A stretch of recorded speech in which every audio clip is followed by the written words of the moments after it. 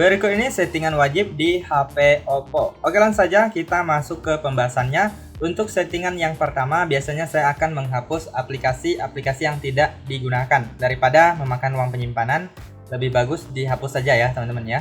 Nah, terutama untuk HP baru biasanya banyak sekali aplikasi-aplikasi yang terunduh di HP Oppo. Oke, langsung saja. Untuk cara menghapusnya cukup mudah. Kalian tekan dan tahan pada aplikasinya seperti ini. Kemudian pilih info aplikasi. Lalu selanjutnya pilih uninstall. Lalu klik OK. Nah, untuk di HP Oppo biasanya ada aplikasi sistem atau bawaan dari HP Oppo. Kemudian ada juga aplikasi-aplikasi yang terunduh dari Play Store ataupun Oppo Store ya. Nah, untuk melihatnya teman-teman bisa masuk ke pengaturan. Lalu kalian pilih aplikasi. Kemudian pilih manajemen aplikasi. Nah, untuk melihat aplikasi sistem kalian klik aja di bagian titik 3. Pilih tampilkan sistem. Nah, jadi untuk aplikasi sistem ini jangan dihapus ya teman-teman ya, takutnya mengganggu kinerja HP Oppo kita. Nah, jadi teman-teman bisa hapus saja aplikasi-aplikasi yang bukan aplikasi sistem ya teman-teman ya. Saya rasa kalian bisa mengenalinya. Nah, misalnya seperti Facebook dan banyak lainnya, misalnya game yang tidak dibutuhkan ya. Nah, misalnya aplikasi JNT dan lainnya. Nah, teman-teman bisa pilih aplikasinya lalu teman-teman hapus saja ya. Nah, di sini kalian cari aja, sangat banyak sekali aplikasi ya teman-teman ya. Nah, misalnya ini Tomorrow Coffee, ini kan aplikasi minuman ya teman-teman ya. Kalian hapus saja, lalu klik uninstall, lalu kita klik OK. Oke, lanjut untuk setting selanjutnya. Biasanya saya akan setting di bagian pusat kontrol atau panel cepat. Nah, kalian masuk ke pusat kontrol seperti ini. Lalu klik titik 3 di pojok kanan atas, lalu pilih edit ubin. Nah, jadi teman-teman silahkan urutkan aplikasi-aplikasi yang sering kalian gunakan agar penggunaannya jadi lebih mudah ya. Nah, saya contohkan seperti ini. Untuk yang ini saya pindahkan ke atas. Nah, jadi teman-teman bisa atur posisinya ya teman-teman ya. Nah, misalnya yang ini center, kita letakkan di atas. Kemudian di bagian bawah ini ada menu-menu yang mungkin kalian butuhkan, bisa kalian tambah. Nah, kalian kalau mau menambahnya tinggal klik aja di bagian bawahnya, maka dia akan berpindah ke atas. Jadi teman-teman silahkan tambahkan menu-menu yang kalian butuhkan ya. Nah, kalau nggak dibutuhkan kalian bisa kurangi agar tidak terlalu banyak di bagian pusat kontrolnya ya. Nah, di sini teman-teman bisa lihat sekarang sudah berurutan sesuai dengan yang saya atur tadi. Nah, seperti itu. Oke, selanjutnya adalah tampilan layar depan. Nah, biasanya saya akan setting di bagian layar depan ini. Saya akan mengurutkan aplikasi yang sering saya gunakan ya. Nah, misalnya aplikasi ini jarang saya gunakan, jadi saya ubah ke bagian samping. Nah, saya ubah ke sini. Kemudian kita cari aplikasi yang sering kita gunakan. Misalnya saya contohkan aplikasi Facebook. Jadi kita geserkan, kita letakkan di bagian layar depannya. Nah, jadi untuk mengakses aplikasinya menjadi lebih mudah ya teman-teman ya. Kemudian kita klik dan tahan di bagian layar kosong, kemudian pilih wallpaper. Nah, di sini kalian bisa mengubah wallpaper ya teman-teman. Nah, jadi kalian bisa menggunakan wallpaper berupa foto atau gambar di galeri kalian ya. Kalian tinggal klik aja di bagian album, ataupun teman-teman juga bisa memilih wallpaper yang sudah tersedia. Nah, di sini banyak sekali, kalian tinggal pilih aja mau yang mana. Nah, kalau udah kalian tinggal klik terapkan ke layar awal dan layar kunci. Kemudian di bagian paling bawah kalian juga bisa lihat wallpaper lainnya. Kemudian kalau mau download atau wallpaper yang berbayar, kalian bisa pilih wallpaper lainnya ya. Nanti akan diarahkan ke wallpaper yang bisa kalian beli. Kemudian kita masuk lagi di bagian layar depan juga. Nah, di sini setelah wallpaper ada gaya icon ya. Teman-teman bisa mengubah gaya icon. Nah, di sini ada beberapa model ya. Nah, bisa seperti ini yang bulat, kemudian khusus, kemudian yang ini lainnya kalian bisa membeli ya model ikonnya. Kemudian di sini ada bentuknya mau seperti apa, kalian bisa sesuaikan dengan keinginan. Nah, kemudian kalau udah teman-teman bisa klik di bagian terapkan. Nah, sekarang gaya ikonnya sudah berubah. Oke, kita lanjut lagi di bagian yang tadi.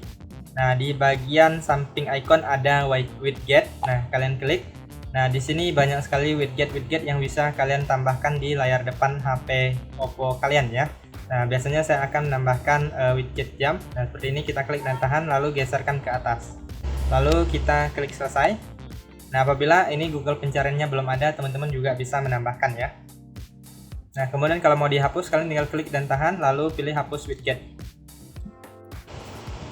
Kemudian di bagian ini ada layout, kalian bisa pilih. Nah, di sini ada ukuran layoutnya mau berapa, ada 5x6, 5x5, kemudian ada 4x5 ya teman-teman ya, ada juga 4x6. Nah, biasanya saya pakai yang 4x6 ini karena standar ya, tidak terlalu besar dan tidak terlalu kecil. Kalau udah, kalian klik terapkan. Kemudian di sampingnya ada transisi. Nah, ini model transisi kalian bisa sesuaikan dengan keinginan kalian mau model kayak mana. Nah, kalau udah, klik terapkan. Lalu di sini ada lainnya, kalian bisa klik, kalian diarahkan ke pengaturan layar awal dan layar kunci ya. Nah, biasanya di sini saya akan mengaktifkan ini model layar awalnya, ada 2 model. Kalian bisa pilih mau pakai model yang mana, ada model laci dan mode standar ya. Nah, terserah kalian aja.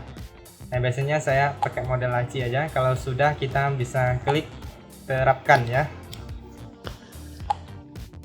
Kemudian kalian juga bisa aktifkan yang ini, kunci tata letak layar awal. Jadi untuk aplikasi-aplikasi yang sudah kita atur tadi itu tidak bisa diubah ya teman-teman ya. Nah, misalnya nggak sengaja ketekan mau terpindah, itu tidak bisa karena layar awalnya dikunci. Oke, kita lanjut. Untuk setting selanjutnya adalah setting keyboard. Nah, jadi di sini langsung saja kita masuk di bagian pencarian untuk melihat keyboardnya. Nah, seperti ini. Nah, jadi teman-teman langsung saja masuk di bagian icon pengaturan ini, kalian klik. Nah, jadi kita akan diarahkan ke bagian setelan ya. Nah, lalu langsung saja masuk ke bagian preferensi. Kemudian di sini biasanya saya akan mengaktifkan baris angka. Kemudian ini tombol alih emoji juga saya aktifkan. Nah, kemudian ini kalau mau pakai mode satu tangan, kalian bisa menggunakannya ya. Kalian bisa aktifkan mode tangan kanan ataupun mode tangan kiri jika kalian mau. Nah, di sini untuk yang ini saya nonaktifkan, berbunyi jika tombol ditekan, ini saya nonaktifkan.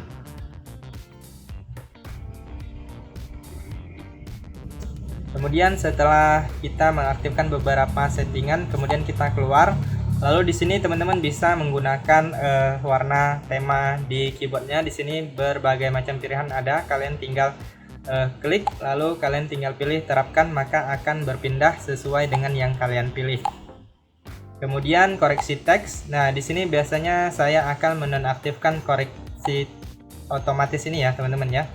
Nah, jadi apabila kita ingin menulis secara singkat-singkat atau ngechat secara singkat, itu tidak terganggu. Kemudian ketik geser, nah ini saya nonaktifkan. Lalu di sini papan klipnya saya aktifkan semua karena untuk mempermudah ya teman-teman ya. Kalau kita mengaktifkan papan klip, itu nanti hasil teks yang kita copy atau kita salin itu akan tersimpan di papan klipnya. Kemudian untuk screenshot begitu juga, untuk screenshot itu biasanya juga tersimpan di papan klip. Nah, jadi misalnya kalian screenshot lalu kalian ingin mengirimkannya melalui WhatsApp, kalian tinggal klik papan klipnya, kalian bisa langsung pilih di sana, nggak perlu ngecek lagi di galeri ya. Oke, sekarang kita keluar dari sini. Sekarang kita mengatur untuk posisi menu-menu yang ada di toolbar ya teman-teman ya. Nah, ini toolbar. Nah, kalian klik aja di bagian yang ini. Nah, kemudian di sini teman-teman bisa menambahkan menu-menu yang kalian butuhkan atau yang sering kalian gunakan. Misalnya ini kalian pindahkan ke atas. Nah, kalau nggak digunakan, kalian tinggal klik dan tahan lalu geser aja ke bawah. Nah, seperti itu. Jadi kita coba lihat untuk keyboardnya. Nah, ini baris angkanya sudah muncul, kemudian toolbarnya juga sudah tersusun ya. Kemudian yang ini emoji di keyboardnya juga udah ada ya. Oke, kita lanjut. Untuk setting selanjutnya adalah ketuk 2 kali dan pencegahan salah sentuh. Oke, langsung saja kita klik dan tahan di bagian layar kosong. Kemudian di sini kalian klik di bagian lainnya. Nah, di sini teman-teman silahkan gulir ke bawah. Lalu di sini ketuk 2 kali untuk mengunci ini kalian aktifkan apabila belum aktif atau nonaktif. Kemudian di sini ketuk 2 kali untuk membangunkan atau mematikan, kalian aktifkan juga. Lalu di sini biasanya ada yang namanya pencegahan salah sentuh di saku. Nah, ini kalian aktifkan aja untuk menghindari salah sentuh pada saat kita menyimpan ponsel kita di saku kita. Oke, kita lanjut. Untuk setting selanjutnya adalah suara dan getar. Langsung saja teman-teman kalian masuk ke pengaturan atau settingan. Lalu selanjutnya di sini pilih suara dan getaran. Lalu kalian gulir ke bawah. Nah, di sini teman-teman bisa klik di bagian bunyi lainnya. Nah, di sini biasanya saya akan menonaktifkan ini nada tombol angka, kemudian suara atau bunyi sentuhan ini saya nonaktifkan juga. Kemudian suara animasi sidik jari, suara penghapusan ini kalau kalian nggak mau kalian bisa nonaktifkan aja ya. Lalu selanjutnya kalian juga bisa mengubah nada dering dan nada notifikasi. Lalu untuk getar di bagian haptik ini, nah kalian klik di bagian haptik, kemudian kalian nonaktifkan. Nah, ini adalah getaran pada saat kita menekan tombol navigasi ya. Nah, jadi kalau kalian nggak suka ada getaran seperti itu, kalian bisa nonaktifkan saja. Oke, terlanjut untuk setting selanjutnya adalah kunci layar dan kunci privasi. Jadi untuk menjaga keamanan privasi HP Oppo kita, wajib sekali untuk mengaktifkan yang namanya kunci layar dan kunci privasi ya teman-teman ya. Nah, jadi langsung saja kita masuk ke pengaturan, kemudian pilih keamanan dan privasi. Lalu selanjutnya di sini kalian klik di bagian pembuka kunci perangkat. Nah, di sini kunci layar kalian klik, lalu pilih di sini ada beberapa pilihan. Biasanya saya mau pakai pola. Kalau kalian mau pakai yang lain, kalian sesuaikan aja. Nah, kemudian di sini kita tunggu beberapa detik, lalu kita klik lanjutkan. Nah, kemudian silahkan gambar atau buat pola kunci kalian. Nah, kalian silahkan buat aja kunci yang lebih rumit agar tidak mudah ditebak ya. Kemudian kita konfirmasi satu kali lagi.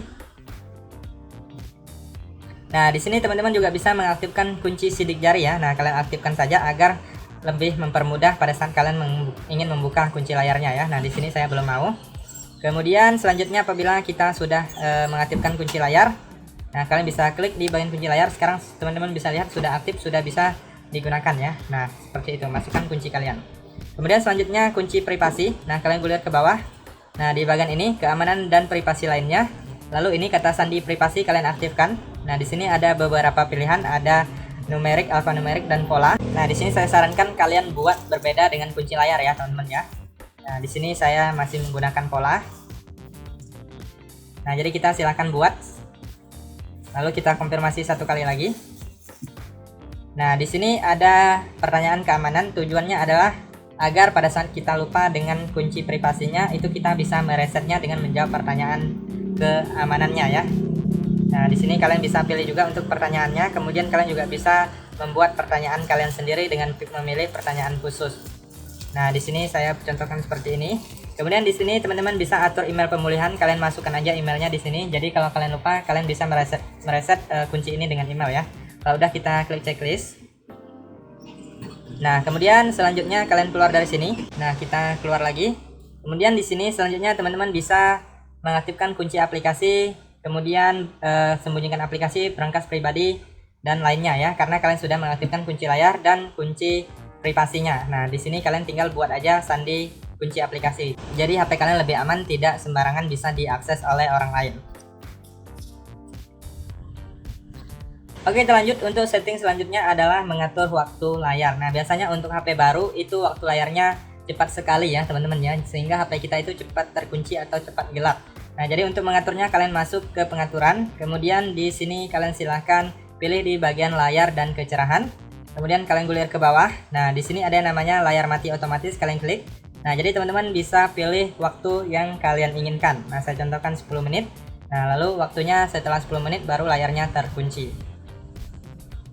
Oke, lanjut untuk setting selanjutnya adalah perawatan baterai. Nah, agar baterai HP Oppo kita menjadi lebih awet dan tidak mudah rusak, itu teman-teman bisa mengaktifkan yang namanya perawatan baterainya ya. Nah, jadi langsung saja kalian masuk ke pengaturan. Lalu kalian gulir ke bawah, kalian klik di bagian baterai.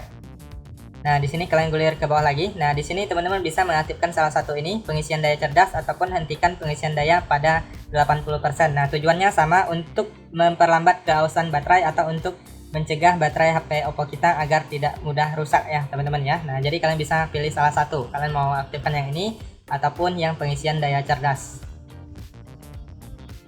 Oke, untuk setting selanjutnya adalah menampilkan kecepatan jaringan dan persentase baterai.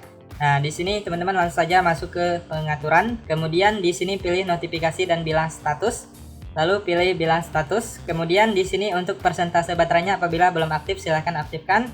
Kemudian di sini ada yang namanya kecepatan jaringan waktu nyata, di sini kalian aktifkan. Nah, kalian bisa lihat untuk persentase baterai dan kecepatan jaringannya sudah muncul. Oke, kita lanjut untuk setting selanjutnya adalah gerakan dan gestur. Nah, di sini langsung saja kalian masuk ke pengaturan. Kemudian kalian gulir ke bawah, lalu pilih di bagian pengaturan tambahan.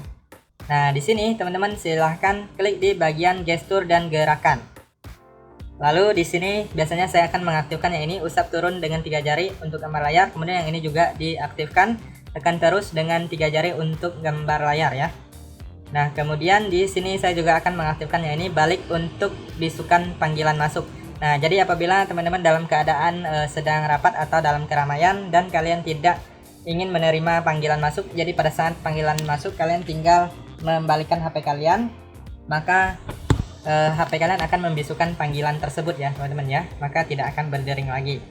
Kemudian yang untuk 3 jari ini kalian bisa mengambil screenshot ya.